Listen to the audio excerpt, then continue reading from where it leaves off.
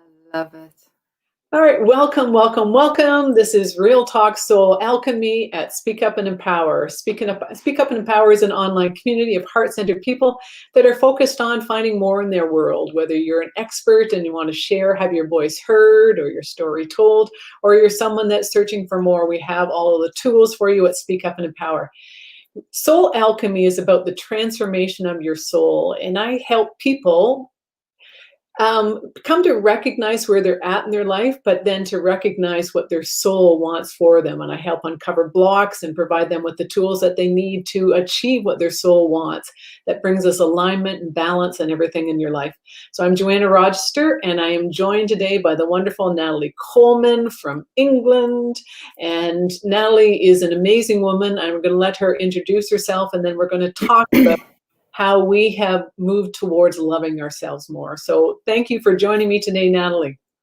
Oh, Joanna, I tell you, it's always just such a joy to talk to you, and I just love, I love your introduction of of Speak Up and Empower, and it's because of Speak Up and Empower and the platform that I've been given so generously to be able to talk about my story. And you've spoken about our souls, and how we can enrich our souls, and that's just precisely what's been happening to me over the last few years, but in particular over the last sort of few months, where I've really found a voice. And for that I thank you, and I thank you and Karen for that. So a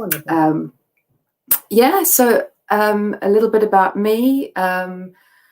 I was born in South Africa coming on 48 years ago.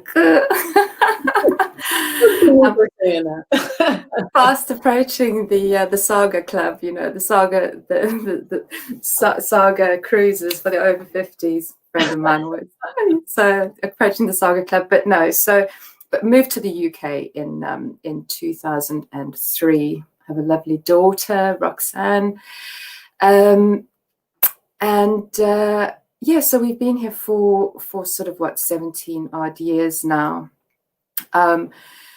Now, I don't know how far back we're going to go, but why I find myself talking to you is as a result of a journey that I've been on. And that journey started when I was very young. And I suppose I didn't use a voice that I was born with, and allowed childhood trauma to kind of dominate my behavior as I was growing older, as I grew up, and trying to control what felt like an out of control environment that I was in as a youngster. I resorted from a young age to self-destructive behaviors in the form of anorexia. I found alcohol and drugs along the way as well. Very self-destructive habits, over exercising, over relationshiping, over working, over everything that could be done, always seeking something external to make me feel whole, because for whatever reasons they were, and I have forgiven and not forgotten, but I've forgiven what happened to me as a child, and embraced it as a place from which to learn now. But I not having a solid sense of self from a young age, I sought external means of identification and self-worth and self valuation, really. And so, one of the ways that I kind of tried to escape those feelings of pain, those feelings of trauma, I suppose, as I say, was through my addictions, and in in 2015, well, between the years 2013 and 2016, they really took over my life and became very life-threatening, physically, emotionally, absolutely destroyed.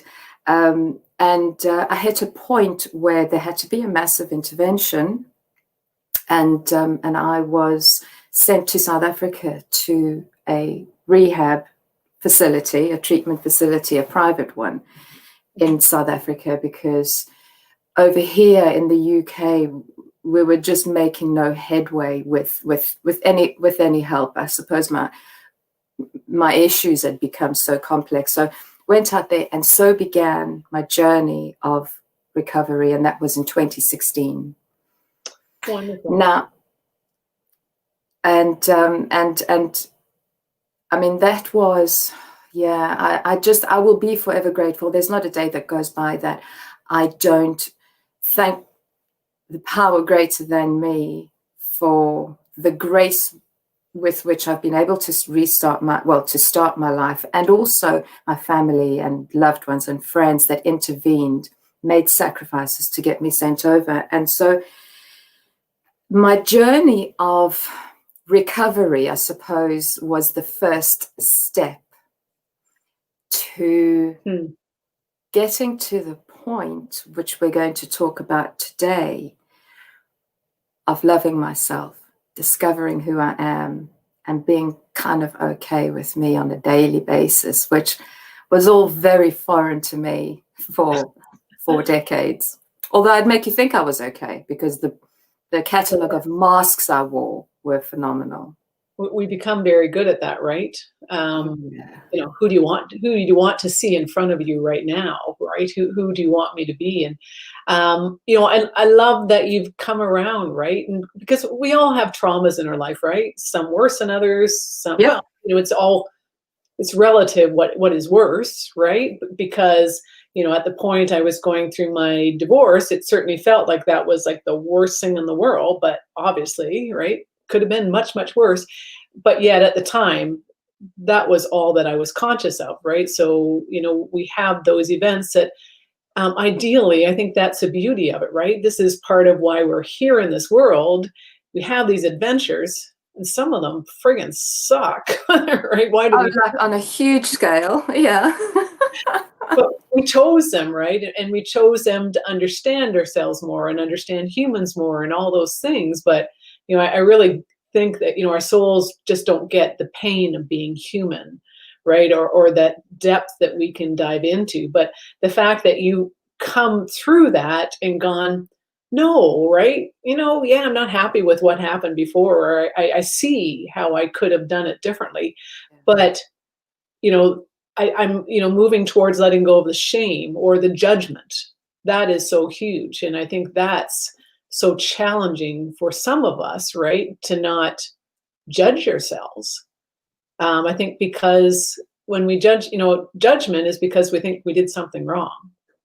And, you know, that's not really, we can do things differently, but, you know, did we do it wrong? You know, I can ask you, at that time, did you know any other way of dealing with it?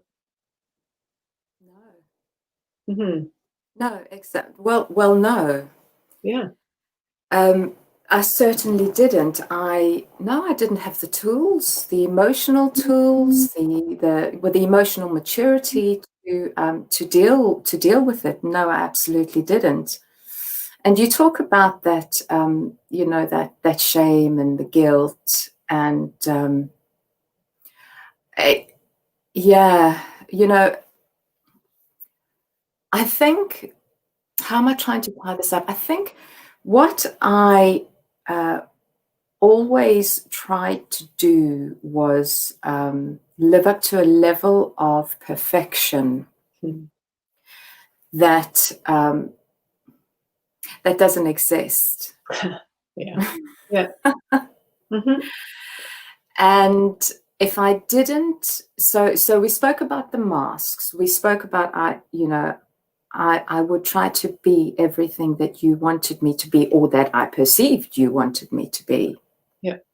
Which I was always, undoubtedly wrong, because I can't read your mind. So continually people pleasing, not necessarily getting the results that I expect, which are supposed to be perfect in my eyes, and failing at achieving that. And then comes the disappointment, the guilt, the shame. Just never having a true sense of what I am, who I'm supposed to be, what I'm supposed to be, how I'm supposed to be, by just being. By just being. I never got that. And the joy of this journey is being able to join the dots, exactly what you were saying, without the guilt and the shame, because what happened, and I dealt with things the way I did, which was dysfunctional. But that was that. And now I've come through it, and now I see that, it's just that joy of being in the present. So much goes on around us, and we were just talking before we came on live about crazy days and and all the rest of it. But Joanna, that gift of being able to still come out of there and still be present and not live in fear all the time, in shame of the past, guilt from the past, in fear of the future, looking sideways what people are thinking, to just be, is I didn't know that existed. And that is so important, right? To be able to see that, like, in this moment, right now, right, things are perfect right now. Well, right, yeah. If we forget what just happened, 10 minutes ago, right? Couldn't get in, blah, blah, blah. Or worrying, right, about what's going to happen afterwards. Will someone see what I said and think, oh my God, she's an idiot or whatever, right? So, but in this moment, right, like, this is a beautiful conversation with, a wonderful person. So what more could you want? But we often get caught up, right, in that past, the present. And it challenges everything that we want for ourselves. Yeah. Inside of us. Absolutely. And the gift of living in the present. But the thing is, though, it's not an easy thing to do. Oh no. And it's not an easy thing to do, and it takes practice. What some beautiful advice that was given to me, as I was coming into recovery and going through this journey of self-discovery, which I didn't even know was self-discovery, but I'm discovering it is self-discovery, which is pretty cool. Never stop learning. Where was I going with that? That we, coming into your journey of self-discovery, you can just from staying, just being. What I was saying is that it doesn't happen overnight, and that's what I was going to say. Unlearning 40 odd years of internal narrative and conditioning, right, doesn't happen overnight. And when I talk to people that I might be helping with, if they're on the beginning of their journey of recovery, is getting that across to people. We are always in the process of progress and not perfection. Mm-hmm. And it's just so important to know that it takes time to unlearn old behaviors, old thinking, to be able to replace that with new thinking, new behaviors, new thought patterns. Train ourselves to expel, where we can, thoughts that are not useful to us. And I know I do that. I'm learning to dispel thoughts that are counterproductive. We do get so caught up, right? And it's a challenge, right? We get caught up in our habits, in our processes, in our stories. But I was thinking as you were saying it, right? And it would be one thing if we were doing this in isolation, right? We could move so much quickly through it, right? Because we're just focused on us. But we're constantly bombarded, with the same media, the same familial thought processes, right? It's not like we can move through things ourselves, but we can't change the way other people think, and we can't, go into isolation to do this. I guess we could, but that'd be pretty challenging. So then we've got to deal with how people saw us before too, right? And they're still seeing us with that same pair of glasses that needs to come off often. Yeah, you're so right. Because we do live in the real world, we don't live in a lovely bubble of just being able to isolate and go through this change and evolution, and it is hard. And you spoke about the familial circumstances and work and everything that goes with it. And I think that's where a level of discipline comes in, making time for ourselves. Yes. And just even if it's that half an hour a day or an hour a day, even if things are like crazy busy, just find 15 minutes, close the door, switch things off, and just be. And I'm such a firm believer in that. Every single morning, just finding that time to just be with me, and breathing in the positive and out with the stuff that doesn't belong there, making space in my mind for breathing, so getting rid of anything that might be left over from the night before, so that I've got space to deal with the day and anything that may come along.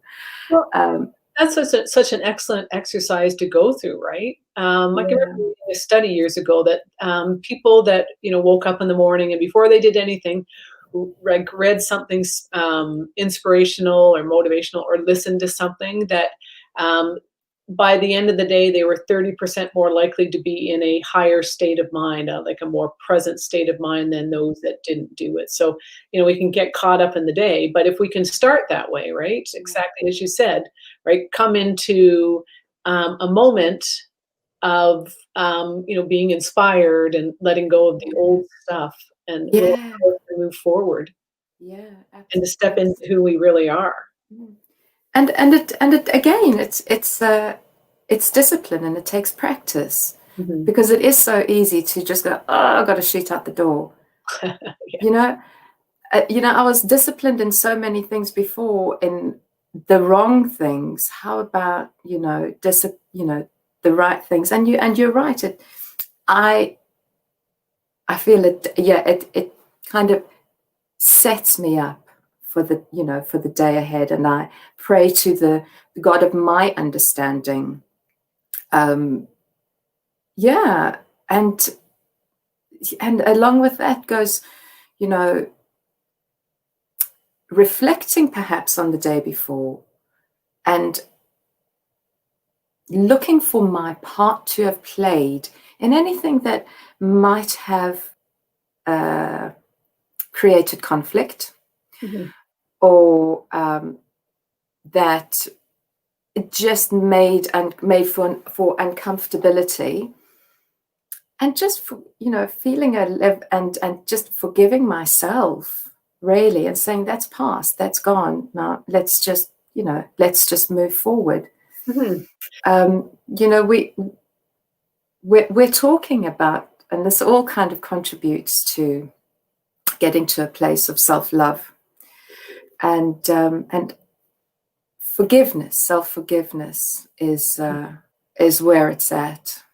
Yeah, I've just been having this. It's come up for me a number of times in speaking with people lately that, right, we don't have to forget, but I question, do we have to forgive? Because I wonder, right? Does forgiveness assume that something was done wrong? Right? So do you really need to forgive yourself or just come to understand yourself better? Right? Yesterday this happened. Why was it presented to me? Why did it bring up things for me? And then come to understand more about, that situation. Was it a trigger? Was it something that, it's an old process that I need to let go of? Is it a way that I could have moved through it differently? And yeah, I just, and it's not, I don't know, it's just, it keeps coming up that to forgive is assume that something that was done wrong. I don't know. You know what? I like that. I do like that Yeah. because it is about looking at the why Hmm. and just, yeah, and the understanding. I think there's, yeah, I think that is a very balanced sort of way to look at that kind of daily inventory almost. Hmm. Yeah, that's a nice way of putting it. Yeah, and I think it comes around to acceptance as well. Natalie, accept that that didn't quite work out yesterday. We can see why. Now let's just move on and try not Hmm. to make that mistake or, behave in that way. Um, but Yeah. and, Yeah. but Do and things a for little- me, yeah, and for me, it's not being so hard on myself. Goodness gracious, was I a self-berater? Oh my God. I was talking about that Mhm. perfectionism, that those unachievable levels of expectation of myself and others. Mhm. And yeah, just learning to accept Well, and who. you said the expectation of yourself, right? That's one thing, but that expectation of others, right? That's such a challenging thing because so often I think we see what they're capable of and we keep thinking, oh, they're going to step up. But, they're going through their process too, right? And, unless they've got teachers, unless they've got people to work with, they're not going to. So the more we can just observe them and see them, but without having that expectation that, maybe that realistic expectation that we have that they will achieve what we see as they're capable of, right? There's a bunch of control things in that whole statement. Anyways, Yeah, no, there's so much of that. I agree. No, I agree with you that because I'm powerless over changing anybody else. Mhm. All I can do is I don't know if I like the term, but keep my side of the street clean. Just the only thing that I can control and evolve is me. Mhm. And I hope that energy, that kind of that my energies are enough to perhaps persuade or influence in a positive way those around me that I hope might might find inner joy, inner peace, or that change. I can't do I can't change anybody else, but I can change the world. I can change the way I see it. Well, but I think also maybe there's not enough recognition there of your ability to be that role model and to be that gift to others to guide, right? And to say, I've come through this. Here's how what's worked for me. Here's what I'm working on. Anything is possible for you too, right? And because so often I think that's what like a lot of people feel very alone, and that it's like I have no idea how to step towards what I want. And by you being you and sharing what you've gone through and Yeah. what you're doing, that is enough, right? And I think that we don't give, and I'm saying this to you to, give yourself more credit for what you're doing because you are that light. And that light is helping others change just by being you. Yeah. And that's all I can be. Yeah. I know. Thank you. That's all I can be. And Well, that's more than enough. and if I can do it, honestly, anybody can do it. But like we said before, one day at a time, slowly, it can happen. And all I learned to do as well was to learn to be honest to myself, honest to others, open my mind, and be willing to be a bit vulnerable, and not be afraid of judgment, because that's that really dominated me, worried about what other people would think. And so I would tell them what I think they need to hear, and it doesn't have to be like that. And learning to love myself gives me the confidence to speak from my heart, to speak from my soul, to speak from a place of presence and not fear. Yeah, it's and it's so it's so hard to describe that feeling of just being. Mm-hmm. It's difficult to describe, but it is real. Yeah.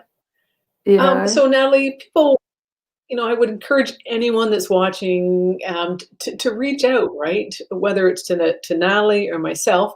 But can you tell people how they can connect with you and about your Real Talk? Yeah. Okay. So I mean, you can go to my Facebook page, which is at Natalie Coleman, and then I've got my Real Talk is called Real Talk Steps to Serenity, which is talking to people that have pretty much moved out of the darkness and into the light. And it's all about recovery from addiction, recovery from loss, recovery from trauma.